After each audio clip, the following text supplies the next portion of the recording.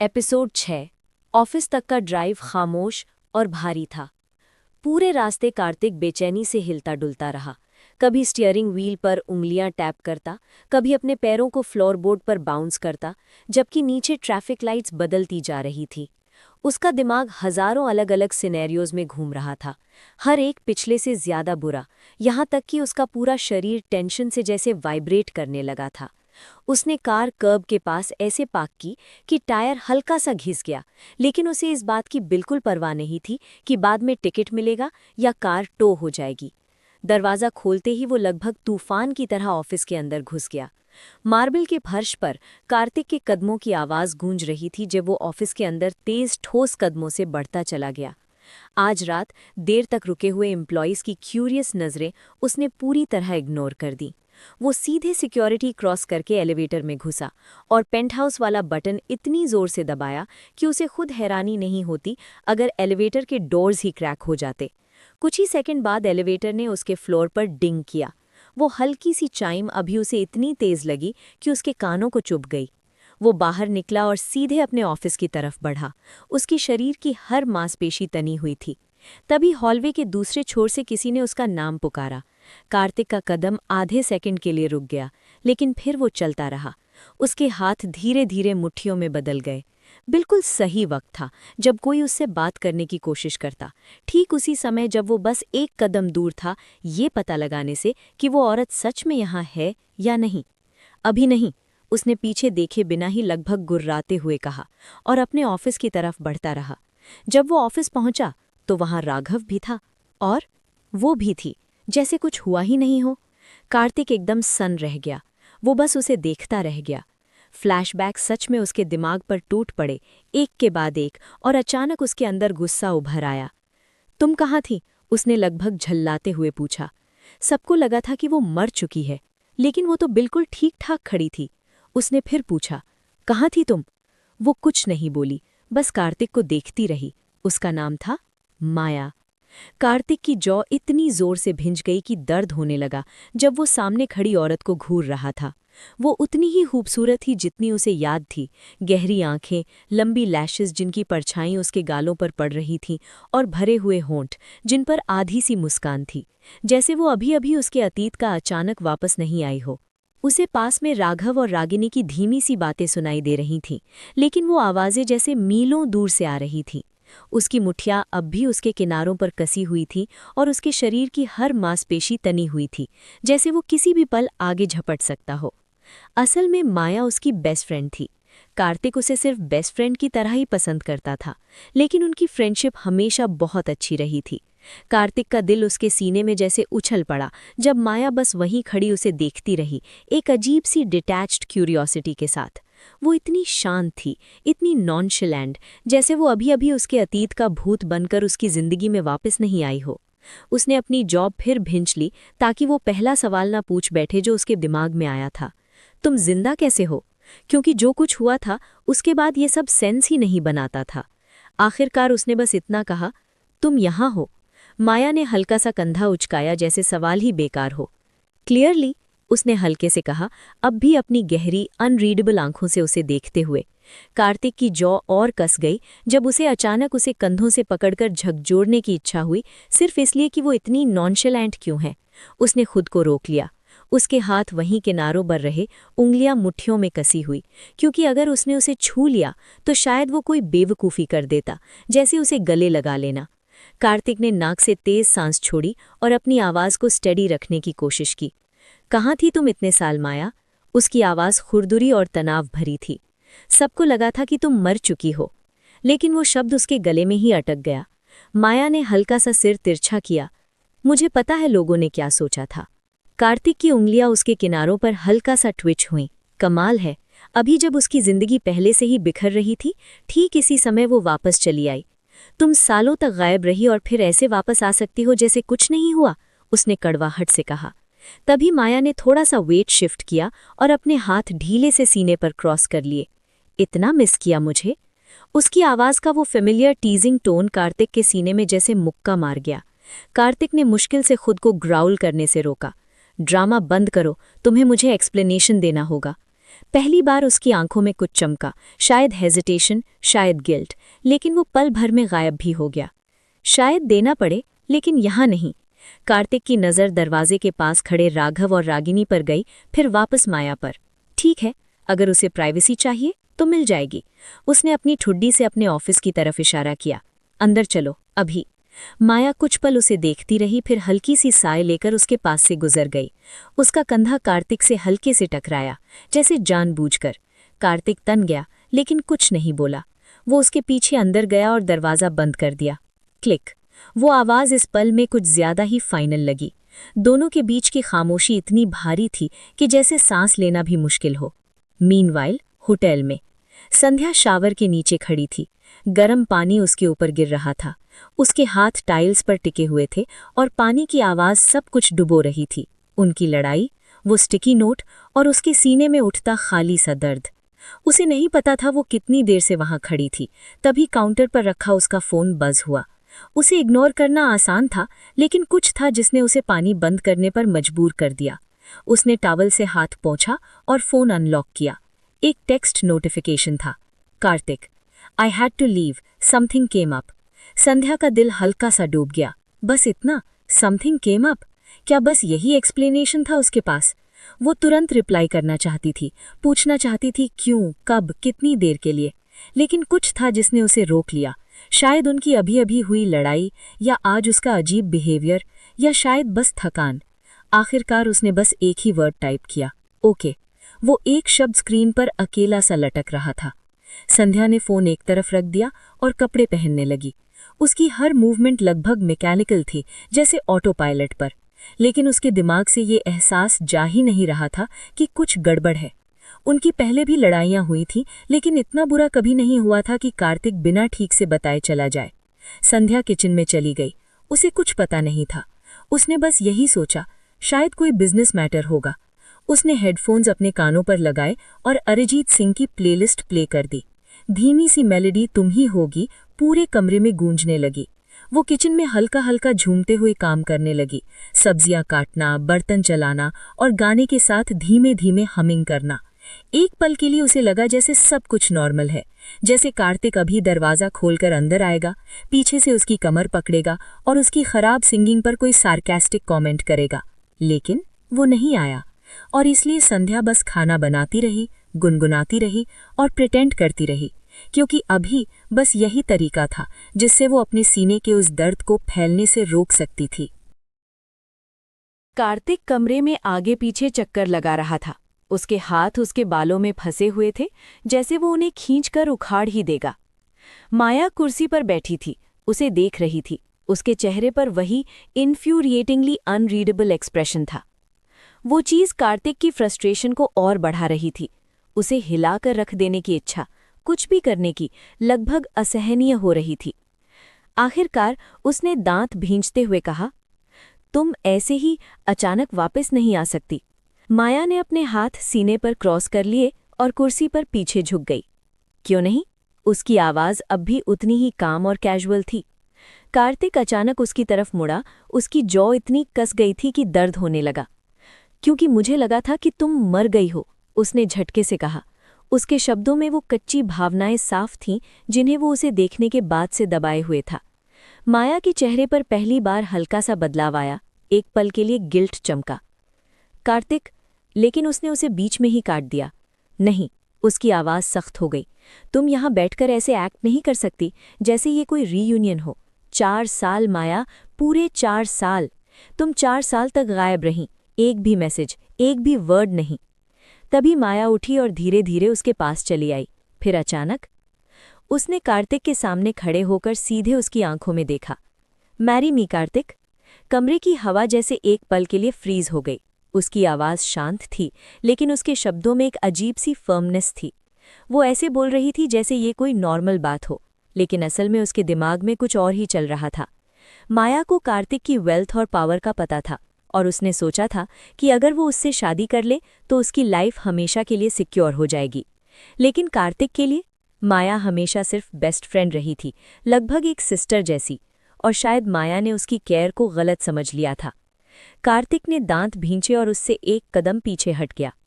मुझे फर्क नहीं पड़ता कि तुम यहाँ क्यों आई हो माया, उसने सख्त आवाज में कहा। और मुझे बिल्कुल फर्क नहीं पड़ता कि तुम्हें क्यों लगता है कि मैं तुमसे शादी करूंगा। उसके इनकार से माया के चेहरे पर हल्की सी चोट दिखी। उसकी यूजुअल नॉनशलांस के पीछे से थोड़ी वल्नरेबिलिटी झलक गई। पहले तो करते थे, उसने धीमे से कहा। कार्तिक की जौ और कस गई। वो तब की बात थी जब तुम सालों तक बिना बताए गायब नहीं हुई थी। माया एक कदम और आगे बढ़ी। कार्तिक का पूरा शरीर जैसे फ्रीज हो गया। बहुत ज्यादा करीब, बहुत ज्यादा। डोंट। उसकी आवाज तेज और चेतावनी भरी थी। उसने अपने हाथ उनके बीच उठा दिए, जैसे कोई बैरियर बना रहा हो। उसकी उंगलियां फिर से मुट्ठियों में बदल गईं, फिर उसने खुद को जबरदस्ती काम किया। माया ने पलक झपकी, लेकिन पीछे नहीं हटी। तुम ये नहीं चाहते? उसने धीमी आवाज में पूछा। उसकी आवाज अब नर्म थी, थोड़ी हर्ट भी, जैसे उसने अभी अभी कार्तिक पर दुनिया का सबसे बड़ा बम नहीं गिराया हो। कार्तिक की सांस आधे सेकंड के लिए अटक गई।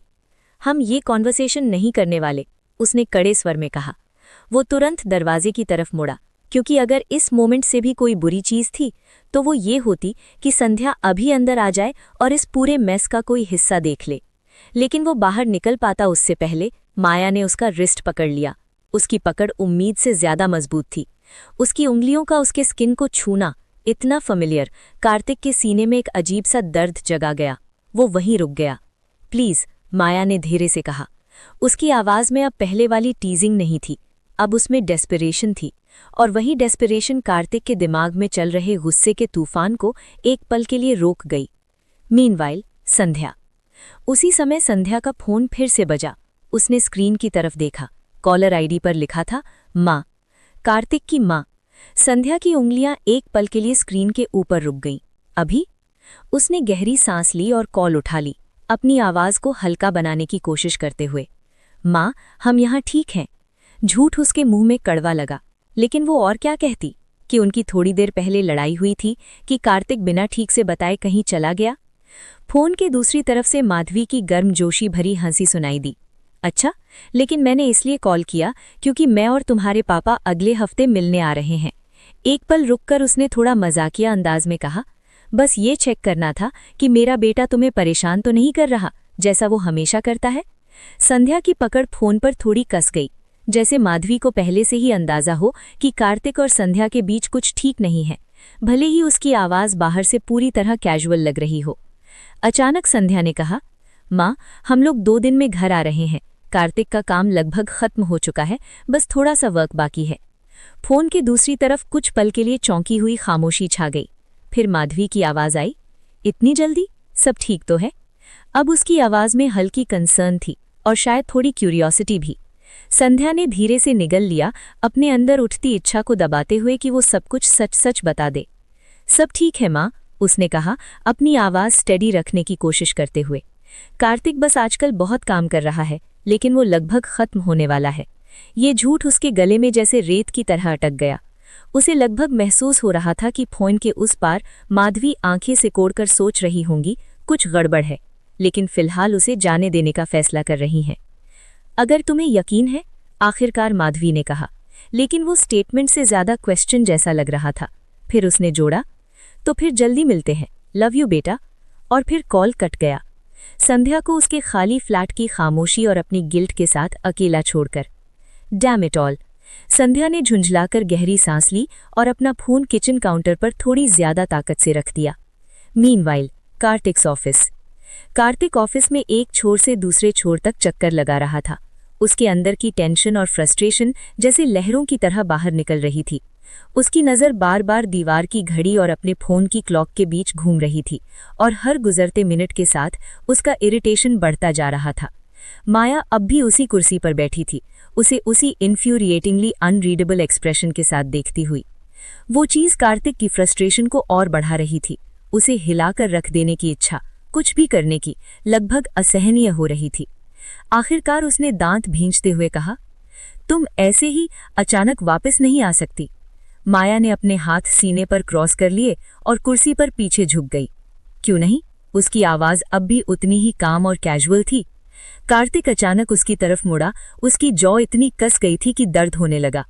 क्योंकि मुझे लगा था कि तुम मर गई हो, उसने झटके से कहा, उसके शब्दों में वो कच्ची भावनाएं साफ थीं जिन्हें वो उसे देखने के बाद से दबाए हुए था।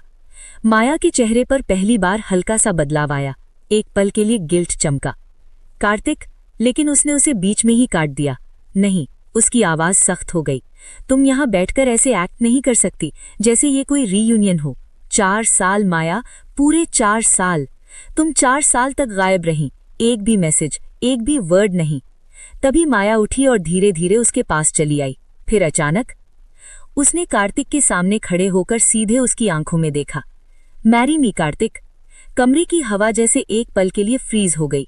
उसकी आवाज शांत थी, लेकिन उसके शब्दों में एक अजीब सी फर्मनेस थी। वो ऐसे बोल रही थी जैसे ये कोई नॉर्मल बात हो, लेकिन असल में उसके दिमाग में कुछ और ही चल रहा था। माया को कार्तिक की वेल्थ और पावर का पता था, और उसने सोचा था कि अगर वो उससे शादी कर ले तो उसकी लाइफ हमेशा के लिए सिक्योर हो जाएगी। लेकिन कार्तिक के लिए माया हमेशा सिर्फ बेस्ट फ्रेंड रही थी, लगभग एक सिस्टर जैसी, और शायद माया ने उसकी केयर को गलत समझ लिया था। कार्तिक ने दांत भींचे और उससे एक कदम पीछे हट गया। मुझे फर्क नहीं पड़ता कि तुम यहाँ क्यों आई हो माया, उसने सख्त आवाज में कहा, और मुझे बिल्कुल फर्क नहीं पड़ता कि तुम्हें क्यों लगता है कि मैं तुमसे शादी करूंगा। उसके इनकार से माया के चेहरे पर हल्की सी चोट दिखी। उसकी यूजुअल नॉनशलांस के पीछे से थोड़ी वल्नरेबिलिटी झलक गई। पहले तो करते थे, उसने धीमे से कहा। कार्तिक की जॉ और कस गई। वो तब की बात थी जब तुम सालों तक बिना बताए गायब नहीं हुई थी। माया एक कदम और आगे बढ़ी। कार्तिक का पूरा शरीर जैसे फ्रीज हो गया। बहुत ज्यादा करीब, बहुत ज्यादा। डोंट। उसकी आवाज तेज और चेतावनी भरी थी। उसने अपने हाथ उनके बीच उठा दिए जैसे कोई बैरियर बना रहा हो। उसकी उंगलियां फिर से मुट्ठियों में बदल गईं, फिर उसने खुद को जबरदस्ती काम किया। माया ने पलक झपकी, लेकिन पीछे नहीं हटी। तुम ये नहीं चाहते? उसने धीमी आवाज में पूछा। उसकी आवाज अब नर्म थी, थोड़ी हर्ट भी, जैसे उसने अभी अभी कार्तिक पर दुनिया का सबसे बड़ा बम नहीं गिराया हो। कार्तिक की सांस आधे सेकंड के लिए अटक गई। हम ये कॉन्वर्सेशन नहीं करने वाले, उसने कड़े स्वर में कहा। वो तुरंत दरवाजे की तरफ मुड़ा, क्योंकि अगर इस मोमेंट से भी कोई बुरी चीज थी तो वो ये होती कि संध्या अभी अंदर आ जाए और इस पूरे मेस का कोई हिस्सा देख ले। लेकिन वो बाहर निकल पाता उससे पहले माया ने उसका रिस्ट पकड़ लिया। उसकी पकड़ उम्मीद से ज्यादा मजबूत थी। उसकी उंगलियों का उसके स्किन को छूना इतना फेमिलियर, कार्तिक के सीने में एक अजीब सा दर्द जगा गया। वो वहीं रुक गया। प्लीज, माया ने धीरे से कहा। उसकी आवाज में अब पहले वाली टीजिंग नहीं थी, अब उसमें डेस्परेशन थी, और वही डेस्परेशन कार्तिक के दिमाग में चल रहे गुस्से के तूफान को एक पल के लिए रोक गई। मीनवाइल, संध्या। उसी समय संध्या का फोन फिर से बजा। उसने स्क्रीन की तरफ देखा। कॉलर आईडी पर लिखा था माँ, कार्तिक की माँ। संध्या की उंगलियां एक पल के लिए स्क्रीन के ऊपर रुक गई। अभी? उसने गहरी सांस ली और कॉल उठा ली, अपनी आवाज को हल्का बनाने की कोशिश करते हुए। माँ, हम यहाँ ठीक हैं। झूठ उसके मुंह में कड़वा लगा, लेकिन वो और क्या कहती कि उनकी थोड़ी देर पहले लड़ाई हुई थी, कि कार्तिक बिना ठीक से बताए कहीं चला गया। फोन के दूसरी तरफ से माधवी की गर्मजोशी भरी हंसी सुनाई दी। अच्छा, लेकिन मैंने इसलिए कॉल किया क्योंकि मैं और तुम्हारे पापा अगले हफ्ते मिलने आ रहे हैं।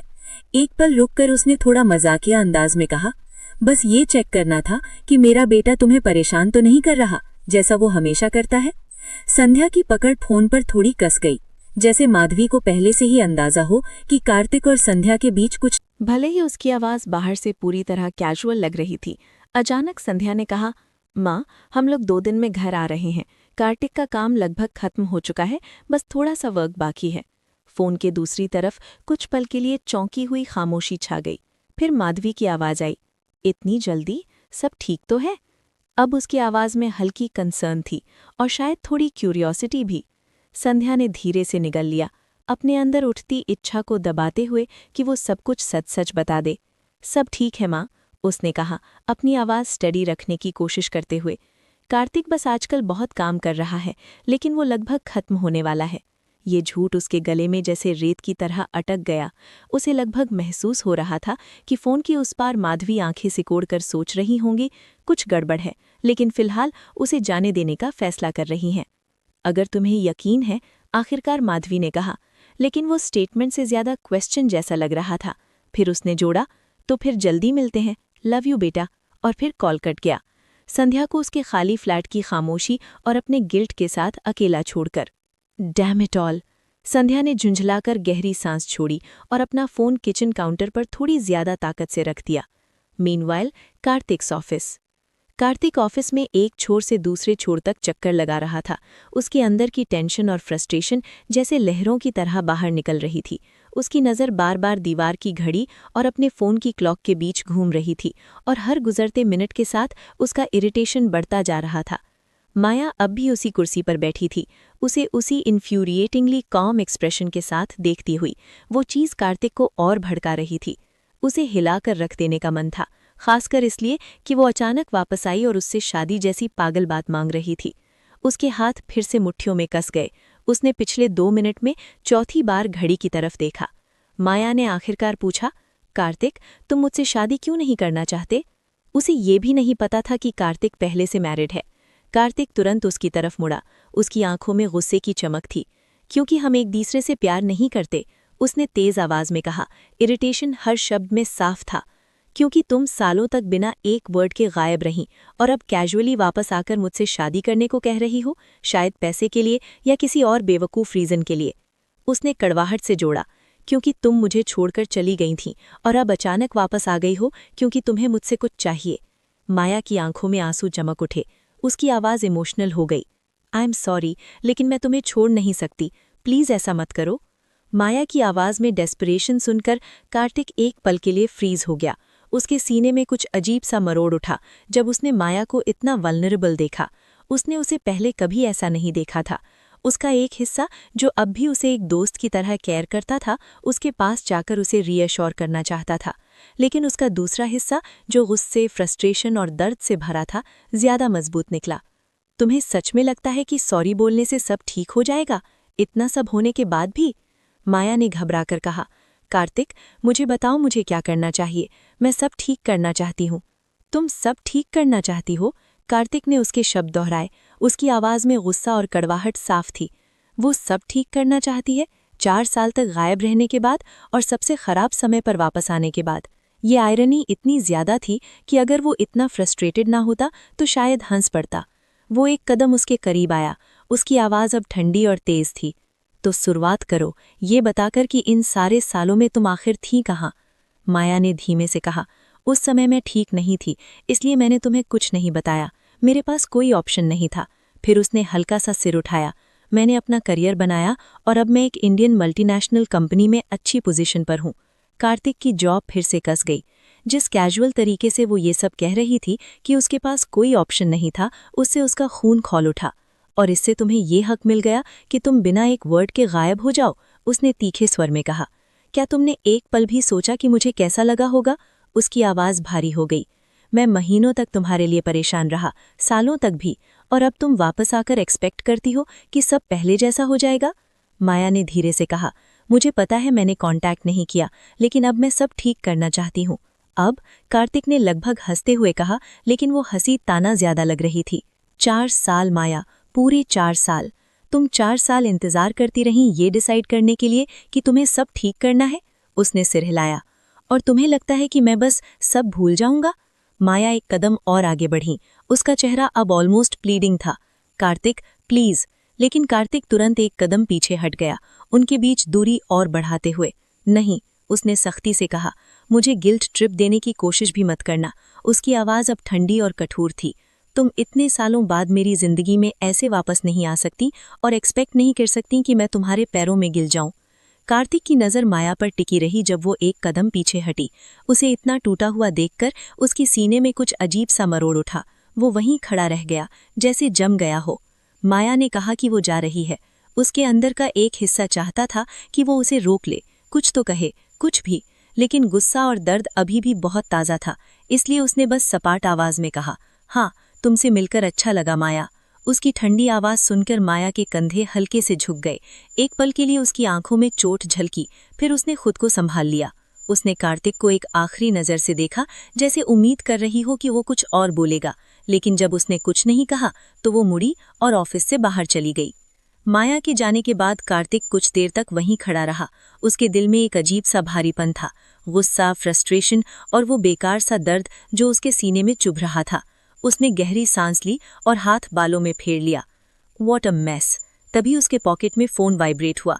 उसने तुरंत फोन निकाला। शायद राघव होगा या कोई बिजनेस इमरजेंसी, लेकिन स्क्रीन देखते ही उसका दिल जैसे नीचे गिर गया। संध्या। एक अनरेड मैसेज। उसने आधे सेकंड के लिए हेजिटेट किया, क्योंकि अगर इस पूरे मैस से भी कोई बुरी चीज थी तो वो थी संध्या को इग्नोर करना। उसने मैसेज खोला। माँ कॉल्ड। कार्तिक की जॉ कस गई। बिल्कुल, ऑफ कोर्स, संध्या ने शायद माधवी से बात भी कर ली होगी और झूठ बोला होगा कि सब ठीक है, जबकि उनके बीच सब ठीक नहीं था। उसने गहरी सांस ली और रिप्लाई टाइप किया, आई एम ऑन माई वे।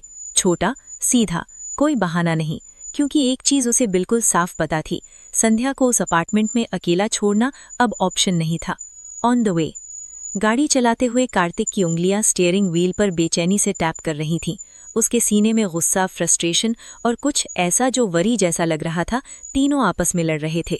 उसे पता था उनका आर्ग्यूमेंट खत्म नहीं हुआ था, असल में तो अभी शुरू ही हुआ था, लेकिन अभी उसके दिमाग में सिर्फ एक ही बात थी, संध्या तक जल्दी पहुंचना। फोन पर उसकी आवाज कुछ अजीब थी, जैसे वो रोने को रोक रही हो। उसने दांत भींचकर एक्सीलरेटर दबा दिया।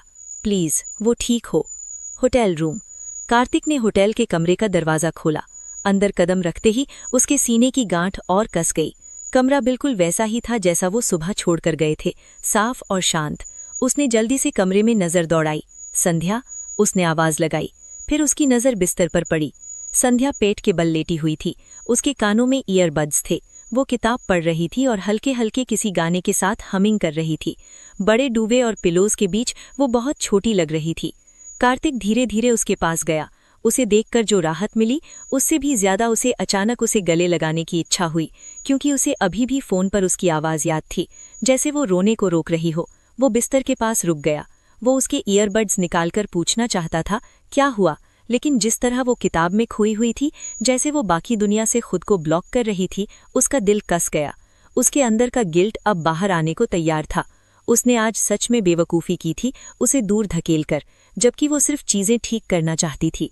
हे, उसने धीरे से कहा, और उसे अपनी आवाज का हल्का कांपना बिल्कुल पसंद नहीं आया। संध्या ने तुरंत सिर उठाया। उसकी आवाज सुनकर वो चौंक गई। उनकी आंखें मिली। उसकी आंखों में सरप्राइज था और उसके साथ हल्की सी रिलीफ भी। उसने ईयरबड्स निकाल दिए।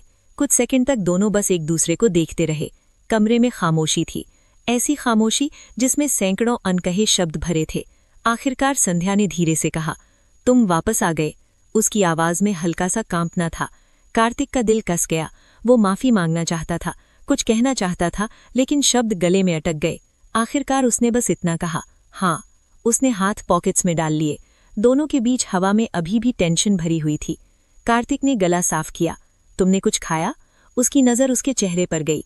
आंखों के नीचे हल्के डार्क सर्कल्स, थकी हुई जॉ। वो सच में एग्जॉस्टेड लग रही थी। नहीं, संध्या ने कहा, मैं तुम्हारा इंतजार कर रही थी, चलो साथ में खाते हैं। उसके जवाब से कार्तिक के सीने में दर्द सा उठा। लड़ाई के बाद भी वो उसका इंतजार कर रही थी। उसने बस सिर हिलाया। हाँ, चलो खाते हैं। क्या खाएंगे? संध्या ने पूछा। कुछ भी, बस वेज होना चाहिए। कार्तिक ने सोचा। वेज? उसने कहा, नीचे से बिरयानी मंगा लेते हैं या... फिर उसे अचानक याद आया, पिछली बार होटल की वेज बिरयानी पर संध्या ने पूरा समय कंप्लेन किया था। उसने गर्दन के पीछे हाथ फेरा। या मैं नीचे जाकर तुम्हारे लिए कुछ ले आता हूँ? संध्या ने किया, फिर अचानक बोली, कार्तिक, माँ का कॉल आया था। वो कह रही थी कि वो हमारे घर आने वाली हैं, लेकिन मैंने मना कर दिया। मैंने कहा कि हम ही घर वापस आ रहे हैं। कार्तिक वहीं रुक गया। उसका शरीर अचानक टेंस हो गया। उसने तुरंत उसकी तरफ देखा। तुमने माँ से कहा कि हम घर वापस आ रहे हैं? कब से? संध्या ने धीरे से कहा, अगर तुम्हारा बिजनेस वर्क खत्म हो गया है तो हम अभी घर जा सकते हैं। मुझे स्ट्रीट फूड और होटल का खाना पसंद नहीं, इसलिए मैं यहाँ ज्यादा दिन नहीं रह सकती। कार्तिक की जॉ कस गई। उसके चेहरे पर इरिटेशन और चिंता दोनों झलके। कार्तिक, उसकी आवाज धीमी लेकिन फर्म थी, तुम्हें स्ट्रीट फूड पसंद नहीं, ठीक है, लेकिन तुमने मेरी माँ से झूठ बोला है कि हम घर वापस आ रहे हैं। उनके बीच ये बात जैसे लाइव वायर की तरह लटक गई। संध्या ने बस धीरे से कहा, कार्तिक, मुझे भूख लगी है। और उसी पल उसके पेट से हल्की सी गुड़गुड़ाहट की आवाज आई। कार्तिक की जॉ और कस गई। उसने धीरे से गाली बुदबुदाई। आखिरी बार तुमने खाना कब खाया था? उसने तीखी आवाज में पूछा। उसकी आंखें उसी पर टिकी थीं। संध्या उसकी नज़र के नीचे थोड़ा असहज होकर हिली। उसके चेहरे पर एक पल के लिए गिल्ट की झलक आई। फिर उसने नज़रें झुका लीं और धीरे से कहा, लंच। कार्तिक ने नाक से गहरी सांस छोड़ी। अपने इमोशंस पर उसकी पकड़ और ढीली पड़ रही थी और वो खुद को जोर से गाली देने की इच्छा को दबा रहा था। लंच। उसने लंच के बाद से कुछ नहीं खाया था। अब तो आधी रात भी पार हो चुकी थी। मतलब वो पूरा का पूरा दिन बिना खाना खाए गुजार चुकी थी। Jesus Christ. कुछ देर बाद कार्तिक ने तय किया कि उसे फ्रेश और हेल्दी फूड लाना ही पड़ेगा। संध्या के मुंह से ये बात निकलते ही कार्तिक लगभग तुरंत मूव कर गया। उसने कुर्सी से अपना जैकेट उठाया और सीधे दरवाजे की तरफ बढ़ गया। हिलो मत, उसने रूखी आवाज में कहा, पीछे मुड़कर देखे बिना ही दरवाज़ा खोलते हुए। कहाँ जा रहे हो? संध्या ने उसके पीछे से पुकारा। उसकी आवाज़ में सरप्राइज और कन्फ्यूजन साफ था। कार्तिक दरवाजे पर रुक गया। एक हाथ से हैंडल पकड़े हुए उसने कंधे के ऊपर से छोटा सा जवाब दिया, तुम्हारे लिए खाना लेने जा रहा हूँ, बिस्तर से हिलना मत। उसके जवाब का इंतजार किए बिना ही वो निकल गया। दरवाज़ा उसके पीछे जोर से बंद हुआ और संध्या अचानक बहुत ज्यादा खामोश हो चुके होटल के कमरे में अकेली रह गई। कार्तिक लगभग स्टॉम्प करते हुए हॉलवे में आगे बढ़ा। उसके सीने में फ्रस्ट्रेशन और वरी अब भी घूम रहे थे। उसके हाथ बगल में हल्के हल्के ट्विच कर रहे थे, जैसे वो कुछ करना चाहता हो ताकि अंदर जमा टेंशन और गुस्सा थोड़ा निकल सके। क्योंकि इस समय उसे एक चीज़ साफ पता थी, उसे उस डैम होटल रूम से थोड़ी देर के लिए दूर जाना होगा, वरना वो कुछ ऐसा बोल या कर देगा जिसका बाद में पछतावा होगा। एलिवेटर शुक्र है कि खाली था। जैसे ही वो लॉबी की तरफ नीचे उतरने लगा, कार्तिक अपने ही ख्यालों के साथ अकेला रह गया। वो ठंडी दीवार से टिक गया। उसने बालों में हाथ फेरा और कोशिश की कि उसके हाथ का हल्का कांपना वो इग्नोर कर सके। जीसस क्राइस्ट, उसने उसे फिर से उस तरह क्यों डांट दिया? और वो बिस्तर पर इतनी छोटी और नाजुक क्यों लग रही थी, जैसे उसका मन बस उसे अपनी बाहों में भरकर पकड़ लेने का कर रहा हो। कार्तिक ने धीरे से गाली बुदबुदाई। कार्तिक होटल के पीछे वाले दरवाजे से बाहर निकला। रात की ठंडी हवा में उसकी सांसें छोटे छोटे धुंध जैसी दिखाई दे रही थीं। वो सड़क के एक हल्के अंधेरे कोने पर रुक गया। उसके हाथ मुट्ठियों में कस गए। इस बार गुस्से से नहीं, बल्कि उससे भी ज्यादा बुरी चीज से, गिल्ट से। उसे याद था जब उसने आवाज़ ऊंची की थी तो संध्या कैसे हल्के से सहम गई थी, जैसे वो कोई बेवकूफ़ आदमी हो जो 5 सेकंड के लिए भी खुद को कंट्रोल नहीं कर सकता। उसने सिर पीछे झुकाकर आसमान की तरफ देखा और कड़वी हंसी निकल गई, क्योंकि अब उसे एक बात साफ समझ आ रही थी। हर बार जब उनके बीच चीज़ें थोड़ी करीब आने लगती हैं, हर लड़ाई, हर आर्ग्यूमेंट, आखिर में वो दोनों एक दूसरे को और दूर धकेल देते हैं, कुछ भी ठीक करने के बजाय। कार्तिक तेज कदमों से होटल की किचन में घुसा। स्टाफ के चौंके हुए चेहरे को नज़रअंदाज करते हुए उसने फ्रिज के दरवाजे धड़ाम से खोल दिए। फ्रेश वेजिटेबल्स कहाँ हैं? उसने एक डरे हुए इंटर्न से झुंझलाकर पूछा। इंटर्न ने कांपते हुए पीछे की शेल्फ्स की तरफ इशारा किया। कार्तिक ने जल्दी जल्दी कुछ चीज़ें उठा लीं, क्यूकम्बर, टमेटोज, एवोकाडो, क्योंकि भगवान ही जानता था कि एवोकाडो परफेक्टली राइप ना हुआ तो संध्या कंप्लेन करेगी। तभी उसका फ़ोन फिर से बज हुआ। उसने स्क्रीन देखी। संध्या। कार्तिक, तुम अपना वॉलेट भूल गए। उसकी जॉ की मसल हल्की सी भड़क गई। उसे अचानक याद आया, उसने अपना वॉलेट उसके नाइट स्टैंड पर छोड़ दिया था। मतलब संध्या ने या तो उसे बहुत जल्दी में जाते हुए नोटिस किया, या उसने कुछ और देखने के लिए भी वहां हाथ लगाया था। कार्तिक ने चुपचाप गाली दी और अपने ऑप्शंस के बारे में सोचा। सबसे नज़दीकी कैफ़े यहाँ से 45 मिनट पैदल था। इतनी देर में तो उसकी भूख और बढ़ जाती। मतलब अब उसके पास बस एक ऑप्शन बचा था, कुकिंग। ये सोचकर ही उसे इरिटेशन हुआ। उसे कुकिंग से नफरत थी, लेकिन कोई और रास्ता नहीं था। उसने जॉब भींची और जल्दी जल्दी वेजिटेबल्स काटने लगा। किचन स्टाफ की नज़रें उस पर टिकी हुई थी, लेकिन उसने उन्हें इग्नोर कर दिया। उसने एक असिस्टेंट को बुलाया और साथ मिलकर इंडियन फूड तैयार करवाया। कुछ देर बाद कार्तिक के हाथों पर टर्मरिक के पीले दाग लग चुके थे और उसके बाल बुरी तरह बिखरे हुए थे, क्योंकि वो बार बार फ्रस्ट्रेशन में उनमें हाथ फेर रहा था। आखिरकार उसके हाथ में फ्रेशली कुक्ड चना मसाला की प्लेट थी। उसकी जॉ अब भी इतनी कसकर भींची हुई थी कि उसमें हल्का दर्द होने लगा था। उसकी आंखों के पीछे स्ट्रेस की वजह से हेडेक भी शुरू हो गया था। लेकिन जैसे ही उसने कमरे का दरवाज़ा खोला, वो सब कुछ एक पल में गायब हो गया, क्योंकि जो उसमें अंदर देखा उससे उसका दिल एक पल के लिए धड़कना भूल गया। कार्तिक दरवाजे पर ही रुक गया। उसकी पकड़ प्लेट पर थोड़ी कस गई। संध्या बिस्तर के अपने हिस्से पर करवट लेकर लेटी हुई थी। उसके कानों में अभी भी ईयरबड्स थे, हालांकि अब उनमें कुछ बज नहीं रहा था। उसका चेहरा आधा तकिए में दबा हुआ था, जैसे वो खुद को उसी में छिपा लेना चाहती हो। ये दृश्य कार्तिक के पहले से चोट खाई ईगो पर सीधा वार जैसा लगा, क्योंकि डैमिट वो उसे इस तरह टूटा हुआ नहीं देखना चाहता था, खासकर तब जब वो आधा घंटा उनके लिए खाना बनाकर आया था। उसने गला साफ किया ताकि उसकी आवाज़ ईयरबड्स के ऊपर भी सुनाई दे।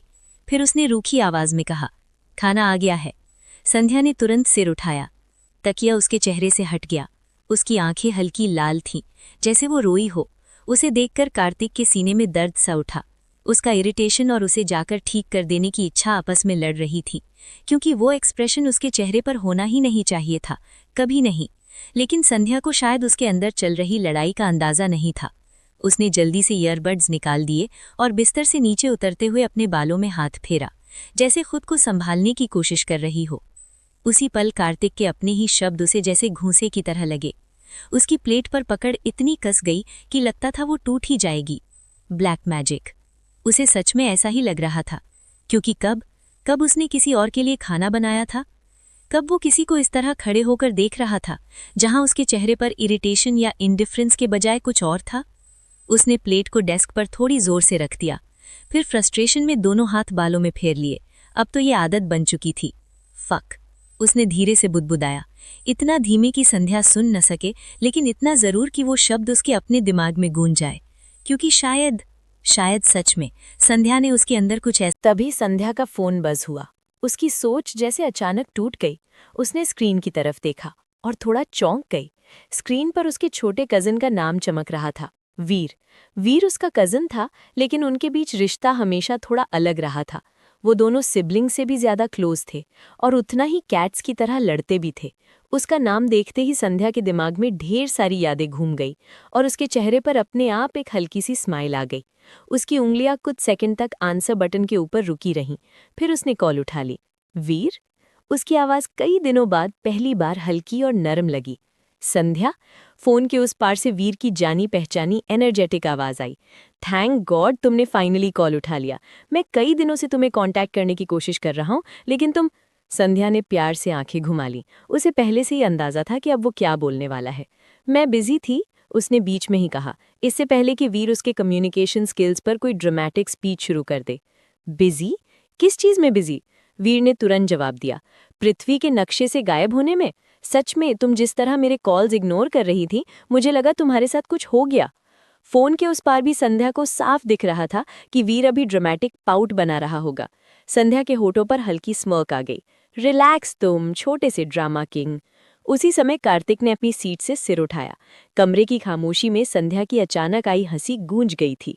एक पल के लिए उसके चेहरे पर कुछ ऐसा चमका जो रिलीफ जैसा था, लेकिन अगले ही पल उसने उसे फिर से इनडिफरेंस के पीछे छिपा लिया। फोन से वीर की आवाज़ और तेज सुनाई दी। एक्सक्यूज मी, मैं ड्रामेटिक नहीं हूँ। तुम हो जो हफ्तों तक लोगों को घोस्ट कर देती हो और फिर हैरान होती हो जब वो पैनिक करने लगते हैं। संध्या हंस पड़ी। उसने सिर हिलाया। ओह प्लीज, ड्रामा करने की मास्टर तो तुम हो। याद है वो टाइम जब तुम 1 महीने के लिए माउंटेन्स में गायब हो गए थे और वापस आकर ऐसे बिहेव कर रहे थे जैसे कुछ हुआ ही नहीं? वीर ने तुरंत जवाब दिया, वो इनलाइटनमेंट जर्नी थी संध्या, तुम्हें समझ नहीं आएगा। संध्या की स्मर्क और चौड़ी हो गई। हाँ, 1 पूरा महीना माउंटेन्स में बिना फोन और इंटरनेट के, बिल्कुल एनलाइटनमेंट के लिए, अटेंशन के लिए नहीं। अटेंशन? वीर की आवाज में नाटक भरा शौक था। तुम्हें बता दूं, मैंने वहां खुद को डिस्कवर किया है। संध्या ने मजाक उड़ाते हुए कहा, अच्छा, और क्या डिस्कवर किया? कि तुम अभी भी उतने ही इरिटेटिंग हो जितने पहले थे? ओह हाँ, बहुत फनी, वीर ने जवाब दिया, लेकिन उसकी आवाज में असली गुस्सा नहीं था। जानकारी के लिए बता दूं, मैंने वहां बहुत कुछ सीखा है। अब मैं बिल्कुल डिफरेंट पर्सन हूं। संध्या ने भौं उठाई और हंसी रोकने की कोशिश की। Completely different person? मतलब अब तुम एनलाइटन भी हो और अब भी मुझे 100 मिस्ड कॉल्स भेजने के लिए ऑब्सेस्ड भी? फोन के उस पार वीर ने जोर से इंडिग्नेंट आवाज निकाली। ये स्लैंडर है, मैं तुम्हारी चिंता कर रहा था, कुछ लोगों की तरह नहीं जो अपनी फैमिली को भूल जाते हैं। कार्तिक अपनी सीट से ये सब देख रहा था। संध्या की हंसी कमरे की भारी हवा को ऐसे काट रही थी जैसे तूफानी बादलों के बीच से अचानक सूरज की रोशनी निकल आए। उसके कंधों का टेंशन हल्का सा ढीला पड़ गया। संध्या ने हल्की हंसी के साथ सिर हिलाया।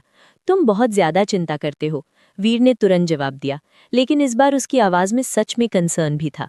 किसी को तो करनी पड़ेगी, तुम सबसे ज्यादा एक्सीडेंट प्रोन इंसान हो जिसे मैं जानता हूं। फिर अचानक वीर ने पूछा, वैसे जीजाजी कैसे हैं? संध्या ने प्यार से आंखें घुमा ली। उसके होठों के कोनों पर हल्की सी स्माइल आ गई जब वीर ने टॉपिक बदल दिया। कार्तिक ठीक है, उसने जवाब दिया। उसकी नज़र अनजाने में कमरे के उस हिस्से की तरफ चली गई जहां कार्तिक अभी भी चुपचाप बैठा था। वो दिखावा कर रहा था कि वो उनकी बातचीत इग्नोर कर रहा है, लेकिन संध्या साफ देख सकती थी कि उसके कंधे अब उतने टेंस नहीं थे जितने पूरे दिन रहे थे। बस ठीक है? वीर की हैरान आवाज सुनकर संध्या ने फिर से आंखें घुमा ली। उसके चेहरे पर वही शरारती मुस्कान थी। और क्या कहूं, उसने चिढ़ाते हुए कहा कि वो कोई सेंट है। फोन के उस पार वीर ने जोर से स्कॉफ किया। नहीं, मैं बस ये चाहता हूं कि तुम मान लो कि वो अभी भी उतने ही infuriatingly stoic pain in the ass है, जिसके पास इन्फ्यूरिएटिंगली अट्रैक्टिव फेस है, स्टूपिडली ब्यूटीफुल आइज है और स्टूपिडली ब्यूटीफुल आइज है, और उसका अनोइंगली अट्रैक्टिव जॉ लाइन उसे और भी स्टूपिडली अट्रैक्टिव बनाता है। खुश अब? संध्या के मुंह से अचानक ये सब निकल गया, इससे पहले कि वो खुद को रोक पाती। जैसे ही शब्द उसके मुंह से निकले, उसका चेहरा शर्म से जलने लगा। कार्तिक की आंखें हल्की सी फैल गईं। फोन के उस पार वीर की जोरदार हंसी गूंज उठी। हाँ, मुझे पता था। ओ मैन, ये तो गोल्ड है।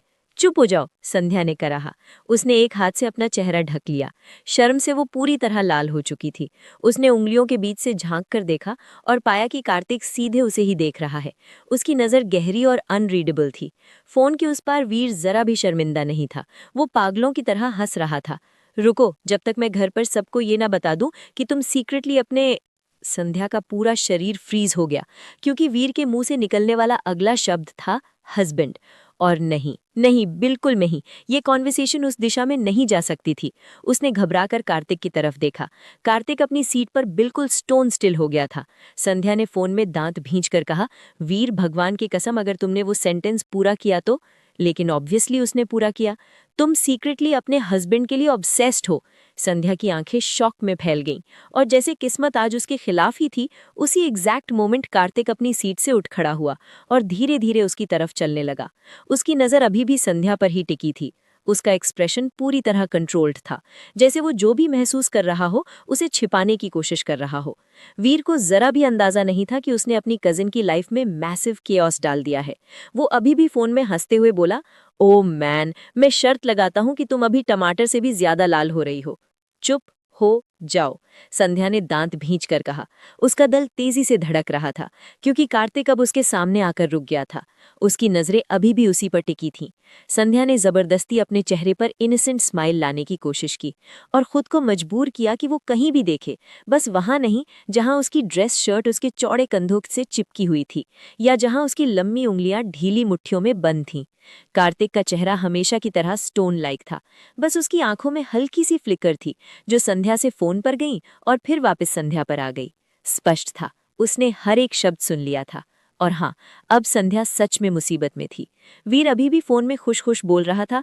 वो क्या कर रहा है? हमेशा की तरह हैंडसम बनकर चुप बैठा है और अननोइंगली अट्रैक्टिव लग रहा है ना? संध्या ने तुरंत कहा, एक मिनट वीर, क्या तुम्हें भी अपनी जीजू पर क्रश है? फोन के उस पार कुछ पल के लिए खामोशी छा गई। फिर वीर की हड़बड़ाई हुई आवाज आई, व्हाट? बिल्कुल नहीं, मुझे उस पर क्रश नहीं है। मैं बस वही बोल रहा हूँ जो दिखता है। संध्या खुद को रोक नहीं पाई। इतनी टेंशन के बावजूद उसके मुंह से हल्की सी स्नॉट निकल गई। कार्तिक की जॉ कस गई। उसकी आंखें हल्की सी सिकुड़ गईं जब उसने संध्या को देखा। संध्या अचानक फ्रीज हो गई। रुको, क्या? कब से वीर को कार्तिक पर क्रश होने लगा है? उसने फोन को ऐसे देखा जैसे उसने उसे पर्सनल बिट्रेयल कर दिया हो। फोन के उस पार वीर की हंसी अचानक रुक गई। Excuse me? और कार्तिक, वो इतना स्थिर हो गया कि संध्या को लगा जैसे वो उसकी इंटरनल स्क्रीमिंग तक सुन सकती है। उसकी जॉ एक बार फड़की, फिर उसने धीरे से बुदबुदा, कुछ नहीं, वीर ने दूसरी तरफ जल्दी से कहा। उसकी आवाज थोड़ी घुटी हुई थी। बस एक ऑब्जर्वेशन था, बस इतना ही। पूरी तरह ऑब्जेक्टिव ऑब्जर्वेशन, क्योंकि एक आदमी ये तो देख सकता है कि दूसरा आदमी ऑब्जेक्टिवली अट्रैक्टिव है, सही है ना?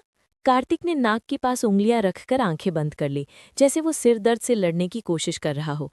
उसके चेहरे पर अनॉयंस, डिसबिलीफ और हल्का सा हॉरर सब एक साथ दिख रहे थे। संध्या खुद को रोक नहीं पाई। वीर की घबराई हुई बकबक सुनकर उसके मुंह से फिर एक हंसी निकल गई। ओह, तो अब तुम ऐसे बिहेव कर रहे हो जैसे तुम्हें शर्म आ रही हो? संध्या ने तुरंत चढ़ाया। उसकी स्मर्क और चौड़ी हो गई जब उसने कार्तिक का रिएक्शन देखा। क्योंकि 2 सेकंड पहले ही तुम मेरे हस्बैंड को स्टूपिडली अट्रैक्टिव कह रहे थे। फोन के उस पार वीर ने ऐसा आवाज निकाली जैसे गुब्बारा पिचक गया हो। संध्या। कार्तिक ने नाक से तेज सांस छोड़ी, फिर बिना कुछ कहे मुड़ा और प्लेन की एग्जिट की तरफ चल पड़ा। स्पष्ट था कि उसे इस कॉन्वर्सेशन से काफी हो चुका था, और शायद वीर से भी। लेकिन उससे पहले संध्या ने एक चीज देख ली, उसकी गर्दन के पीछे हल्की सी लालिमा। संध्या का दिल एक पल के लिए रुक सा गया। वो ब्लश कर रहा था। महान, हमेशा स्टोइक रहने वाला कार्तिक वर्मा सच में ब्लश कर रहा था। तभी वीर की आवाज आई, ऐसी जैसे वो अभी खिड़की से कूदने वाला हो। प्लीज, भगवान के लिए, हम इस टॉपिक पर अब और बात नहीं करेंगे। संध्या कुछ और छेड़ने वाली थी, लेकिन अचानक उसकी आवाज चकित चीख में बदल गई, क्योंकि कार्तिक ने अचानक उसके हाथ से फोन छीन लिया और धीमे से गुर्राया, शट अप। संध्या तुरंत बोली, नहीं वीर, तुम्हें उस पर क्रश है और तुम्हें उससे शादी कर लेनी चाहिए। तुम जानते हो, मैं तो इस आदमी से तंग आ चुकी हूँ। फोन के उस पार वीर जोर से चिल्लाया, मुझे तुम्हारे हस्बैंड पर कोई क्रश नहीं है। इस बीच कार्तिक वहीं खड़ा रह दिया। उसकी जॉ इतनी कस गई थी कि संध्या को लगा शायद टूट ही जाएगी। उसकी नज़र फोन पर टिकी थी, जैसे वो सिर्फ घूर कर इरिटेट कर देना चाहता हो। लेकिन संध्या तो संध्या थी, वो फिर छेड़ने से खुद को रोक नहीं पाई। क्या तुम्हें सच में क्रश नहीं है वीर? उसने खींच कर कहा। संध्या ने फिर कहा, ओह, गर्लफ्रेंड है तुम्हारी वीर? अच्छा, तो उसके साथ एंजॉय करो, मेरे हस्बैंड को मत देखा करो। मैं तुम्हारे हस्बैंड को नहीं देख रहा, वीर जोर से चिल्लाया। उसकी आवाज में साफ साफ एम्बैरेसमेंट था। कार्तिक अभी भी उसी स्टोइक एक्सप्रेशन के साथ संध्या को देख रहा था, लेकिन संध्या को साफ दिख रहा था, उसकी जॉ की मसल फिर से भड़क गई। दोनों, वीर और कार्तिक, इतने फ्लस्टर्ड थे कि संध्या को ये बेहद मजेदार लग रहा था। ठीक है, काम डाउन, संध्या ने कहा। मैं काम हूँ, वीर लगभग चिल्ला पड़ा, जिस पर कार्तिक ने इतनी जोर से आंखें घुमाई कि संध्या को लगा उसका सिर ही घूम जाएगा। संध्या ने अपनी हंसी रोकने की कोशिश की, लेकिन वो बुरी तरह फेल हो गई। कार्तिक की नज़र तुरंत उस पर टिक गई। उसकी आंखें हल्की सी सिकुड़ गईं, लेकिन उसने अभी भी कुछ नहीं कहा, बस अपनी बाहें उस स्टूपिडली अट्रैक्टिव ब्रॉड चेस्ट पर क्रॉस करके खड़ा रहा। वीर ने समझ लिया कि वो आर्ग्यूमेंट हार रहा है, तो उसने टैक्टिक बदल दिया।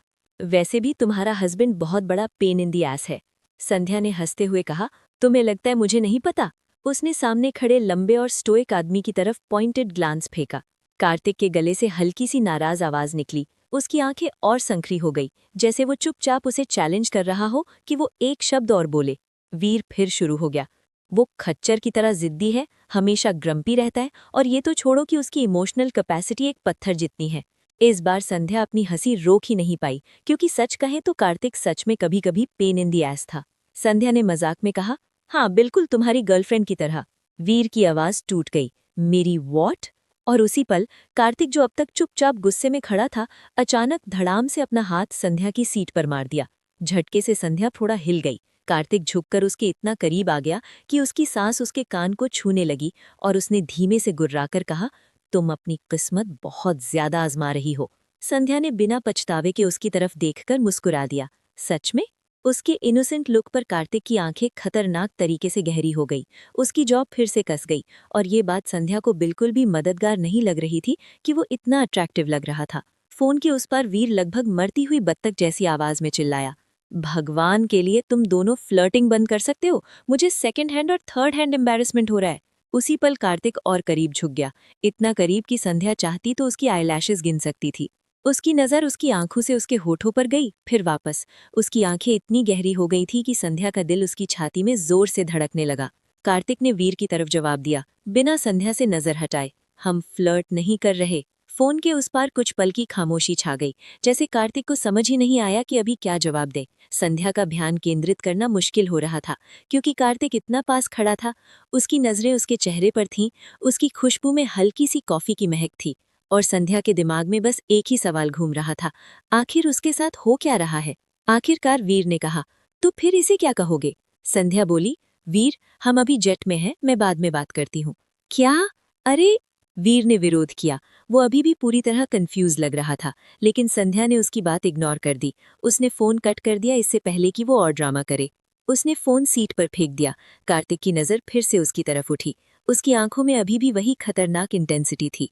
और अचानक संध्या को बहुत बहुत ज्यादा एहसास हुआ कि वो अभी भी उसके ऊपर झुका हुआ खड़ा था, और उसकी नज़र उसके चेहरे से गर्दन तक जाती हुई फिर वापस आ रही थी।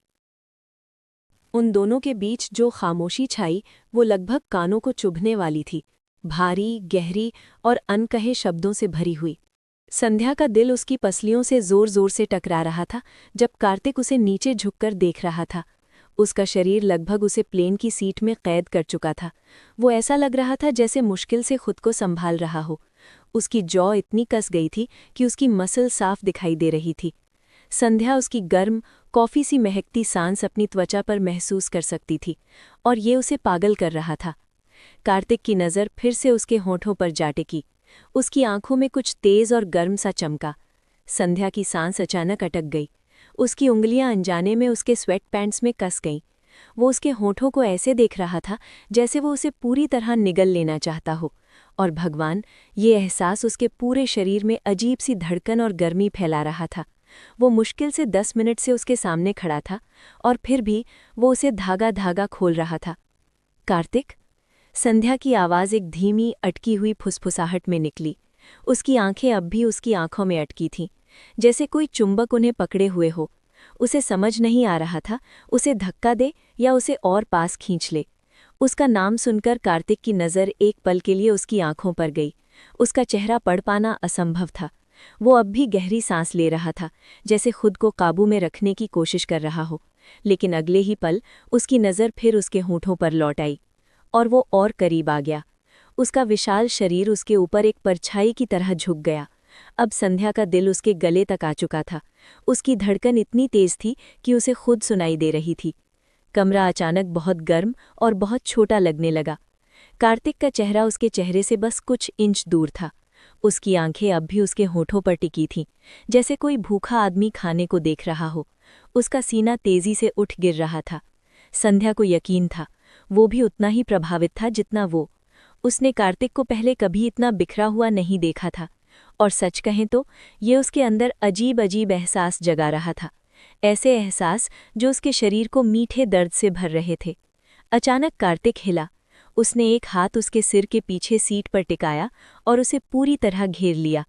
संध्या की सांस फिर अटक गई। उसका शरीर अनजाने में उसकी तरफ झुक गया।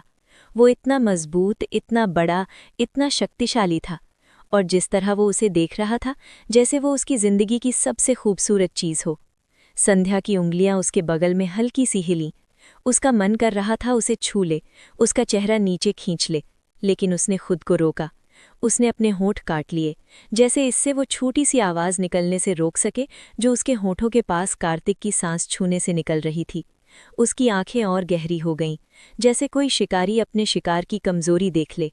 और फिर वो फिर हिला। इस बार उसने सिर थोड़ा झुकाया।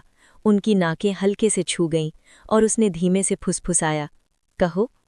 संध्या बोली, मैं तो बस मजाक कर रही थी। कार्तिक? कार्तिक की आंखों में कुछ चमका, कुछ ऐसा जो फ्रस्ट्रेशन जैसा था। उसकी जॉ फिर कस गई। वो इतना करीब था कि उसकी गर्मी साफ महसूस हो रही थी। उसकी आवाज़ भारी और खुरदरी फुसफुसाहट में बदल गई। फिर से, कहो। इस बार संध्या साफ सुन सकती थी उस चेतावनी को, जैसे वो कह रहा हो, मुझे और मत उकसाओ, क्योंकि अगर उसने जारी रखा तो शायद उसे वही मिल जाए जो वो चाहती है। संध्या का पूरा शरीर उस आवाज़ से हल्का सा कांप गया। उसका दिल जैसे छाती से बाहर निकलने वाला था। ये पूरा पल किसी मीठी यातना जैसा था। सबसे अजीब बात ये थी, कार्तिक बाहर से इतना शांत दिख रहा था, जैसे ये सब सामान्य हो, जैसे उसका शरीर उसके खिलाफ कांप नहीं रहा, जैसे वो पिछले कई मिनटों से उसके होठों को ऐसे नहीं देख रहा जैसे वो उसे पागल बना रहा हो। संध्या ने धीरे से निगल लिया। उसका गला अचानक बहुत सूखा लग रहा था। कार्तिक ने उसके शरीर में आया बदलाव महसूस किया। उसकी आंखें और गहरी हो गईं। उसकी नज़र उसके गले पर गई। वो साफ महसूस कर सकती थी कि वो खुद को छूने से रोक रहा था। उसका पूरा शरीर जैसे कस कर खिंचा हुआ था, जैसे कोई स्प्रिंग जो किसी भी पल टूट सकता हो। और संध्या, वो उसे उस किनारे तक धकेल देना चाहती थी। जब उसने फिर बोला, उसकी आवाज़ इतनी धीमी और भारी थी कि सीधा उसके दिल में उतर गई। क्या तुम्हें यकीन है कि तुम ये खेल खेलना चाहती हो? नहीं कार्तिक, संध्या ने धीमे से कहा। बस यही था। उसके पास बची हुई आखिरी संयम की रेखा भी खत्म हो गई। अचानक कार्तिक का हाथ सीट से हटकर उसके बालों में चला गया। दूसरे हाथ ने उसकी कमर को कसकर पकड़ लिया। उसने उसे अपनी तरफ खींच लिया, जब तक कि वो पूरी तरह उसके सीने से लग नहीं गई। उसकी आवाज़ उसके कान के पास एक भारी फुसफुसाहट में गिरी। अब पीछे हटने में देर हो चुकी है प्रिंसेस। संध्या हाँफ गई।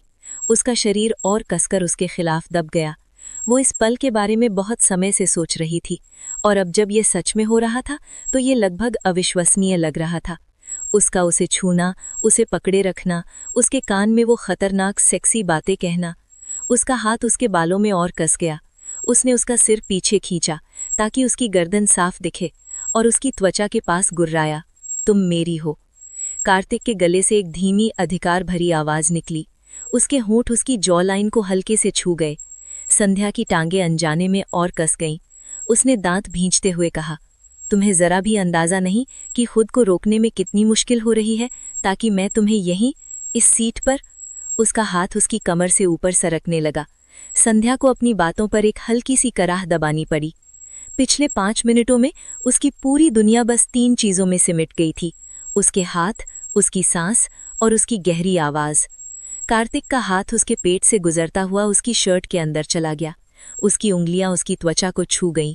उसने दबी आवाज में फुसफुसाया, डैम इट। और फिर अचानक कार्तिक जम गया। उसका शरीर पूरी तरह सख्त हो गया। उसकी पकड़ ढीली पड़ गई, जैसे उसके दिमाग पर अचानक ठंडा पानी गिर गया हो। उसकी आंखों की गर्मी धीमी पड़ गई। उसकी जगह कुछ और आ गया, कुछ ठंडा, कुछ खतरनाक। उसने थोड़ा पीछे हटकर उसे देखा। उसकी जॉ में मसल जोर से फड़की। तुम मुझे नहीं चाहती? ये सवाल नहीं था, ये आरोप था। और उसकी आवाज में इतनी शांत गुस्सा थी कि संध्या की रीढ़ में सिहरन दौड़ गई। कार्तिक ने देख लिया। उसकी आंखों का किनारे की तरफ जाना, उसका शरीर थोड़ा सख्त होना, और बस उसका पूरा शरीर स्टील ट्रैप की तरह कस गया। कौन? उसने धीमे से कहा। ये सवाल नहीं था, ये अल्टीमेटम था। संध्या ने होठों को जीभ से गीला किया।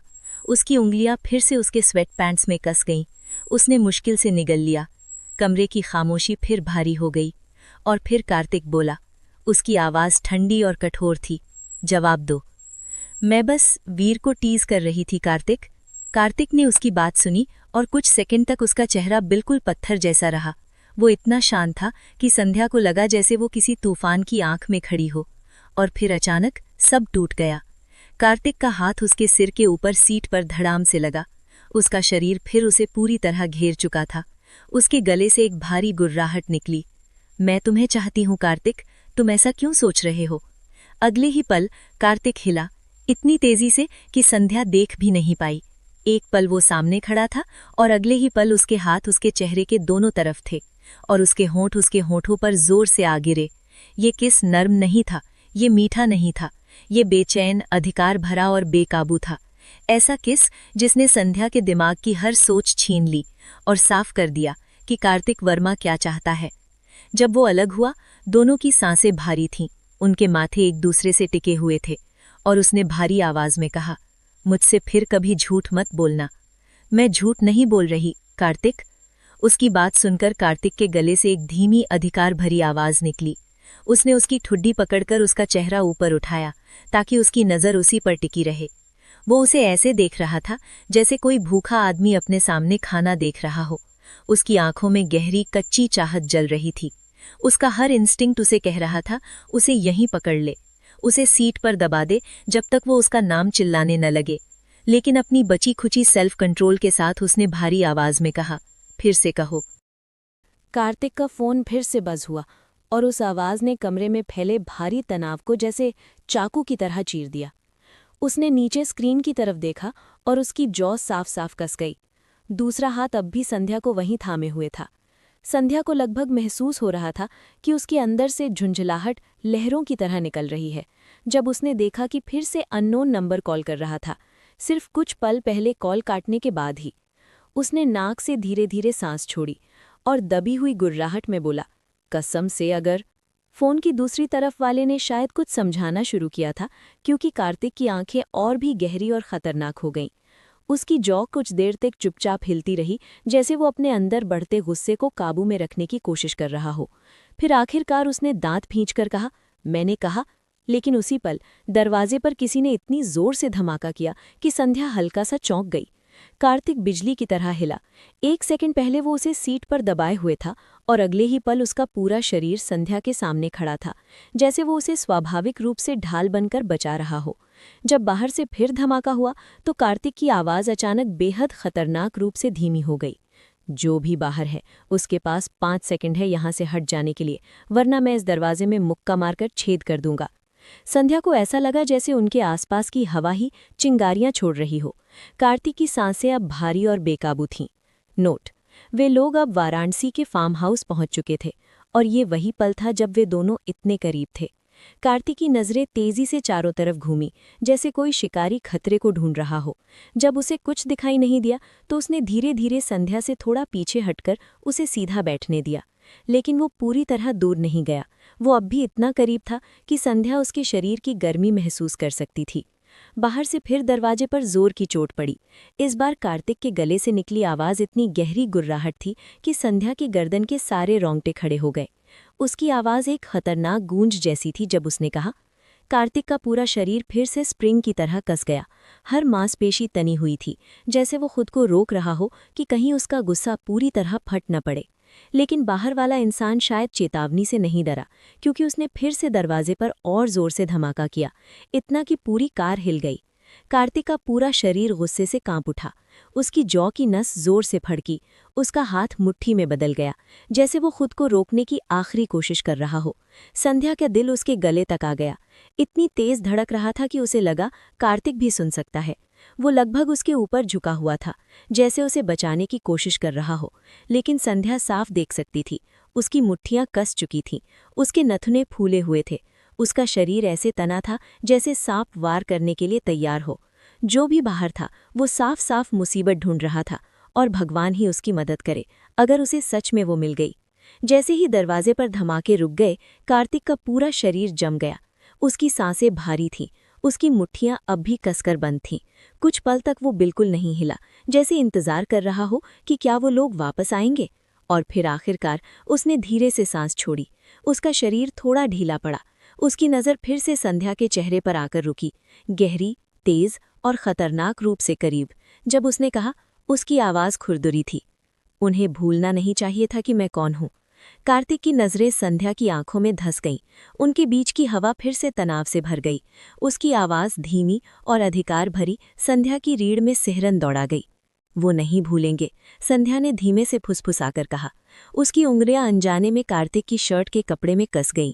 कार्तिक की नज़र नीचे गई, जहां उसकी उंगलियां उसके कपड़ों को पकड़े हुए थीं, और उस दृश्य को देखकर उसकी आंखों में फिर से कुछ आदिम सा चमक उठा। बिल्कुल सही, उसने धीमी गुर्राहट में कहा। उसकी नज़र वहां से ऊपर उठी, जहां उसकी उंगलियां अब भी उसकी शर्ट को कसकर पकड़े हुए थीं, इतनी जोर से कि उसके नकल सफ़ेद पड़ गए थे। उसके अपने हाथ भी हल्के से फड़क उठे, जैसे वो खुद को रोकने की कोशिश कर रहा हो कि कहीं हाथ बढ़ाकर उसे छू ना ले। वो एक कदम और करीब आया, ऐसे जैसे उसकी पर्सनल स्पेस में घुसना उसका जन्मसिद्ध अधिकार हो। उनके बीच की हवा लगभग चिंगारियां छोड़ रही थी। उसकी आवाज़ भारी और खुरदरी थी जब उसने धीरे लेकिन भूखे अंदाज में पूछा, तुम मुझसे डरती तो नहीं हो, प्रिंसेस? संध्या की धड़कन उसके कानों में गर्जना की तरह गूंजने लगी उस शब्द को सुनकर। प्रिंसेस! जिस तरह उसकी आवाज़ उस शब्द पर फिसली, वो लगभग श्रद्धा भरी लग रही थी, जैसे वो किसी मंदिर की वेदी पर खड़ा होकर पूजा कर रहा हो। उसकी आंखों में वो नज़र देखकर संध्या का मुंह सूख गया, जैसे वो किसी अनमोल और दुर्लभ खजाने को देख रहा हो। आखिरकार उसने धीमी सांस लेकर कहा, नहीं, उसकी उंगलियां उसकी शर्ट को और कसकर पकड़ते हुए, मैं तुमसे नहीं डरती। उसकी शब्द सुनकर कार्तिक के गले से एक धीमी आवाज निकली, आधा गुर्राहट, आधा कराह। एक ऐसी आवाज जो शायद उसके शरीर में गर्मी की लहर नहीं दौड़ानी चाहिए थी, लेकिन दौड़ा गई। वो एक कदम और आगे बढ़ा। अब वो इतना करीब था कि संध्या फिर से सीट के खिलाफ कैद हो गई। उसका पूरा शरीर तना हुआ था, हर मांसपेशी जैसे खींची हुई, जैसे वो बस किसी तरह खुद को काबू में रखे हुए हो। उसका एक हाथ धीरे से उठा और फिर वापस जाकर उसकी कमर के चारों ओर लिपट गया। उसका अंगूठा उसकी स्किन को छू गया, जो उसकी शर्ट के नीचे से हल्की सी दिखाई दे रही थी। जैसे ही संध्या की उंगलियां उसके बालों में फंसी, कार्तिक की सांस साफ सुनाई देने लायक अटक गई। उसका पूरा शरीर एक पल के लिए सख्त हो गया, जैसे उसे किसी ने बिजली का झटका दे दिया हो। और फिर उसके गले से एक खुरदुरी टूटी हुई आवाज निकली, जैसे उसका आखिरी सेल्फ कंट्रोल भी टूट गया हो। अगले ही पल उसके हाथ उस पर थे। एक हाथ उसके बालों में कसकर उलझ गया, दूसरे हाथ ने उसकी कमर को पकड़ लिया और बिना किसी चेतावनी के उसे जोर से अपनी तरफ खींच लिया। संध्या की सांस गले में अटक गई। एक पल पहले वो कार में बैठी थी और अगले ही पल वो कार्तिक के खिलाफ खींची जा चुकी थी। उसका पूरा शरीर अब उसके साथ सटा हुआ था। उसके शरीर की हर कठोर रेखा और बनावट उसे साफ महसूस हो रही थी, इतनी करीब कि उसका सिर घूमने लगा। वो महसूस कर सकती थी उसके शरीर की हर मांसपेशी तनाव से कांप रही थी।